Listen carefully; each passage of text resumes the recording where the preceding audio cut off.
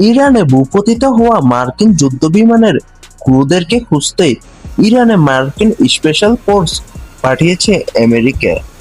ওই যুদ্ধবিমানে আমেরিকান দুজন ক্রু ছিলেন। এই ক্রুদের মধ্যে একজনকে ঝুঁকিপূর্ণ অপারেশন চালিয়ে উদ্ধার করা হয়েছে এবং দ্বিতীয় জনের এখন পর্যন্ত কোনো খবর পাওয়া যায়নি।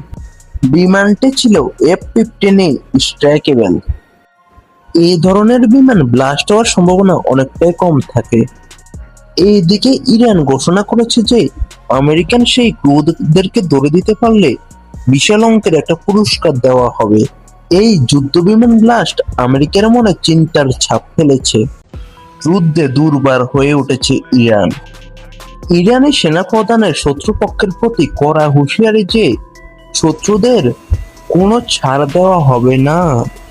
ইরানে কোনো দেশ যদি কোনো অপারেশন চালানোর চেষ্টা করে তবে তাদেরকে জীবিত ফিরতে দেওয়া হবে না।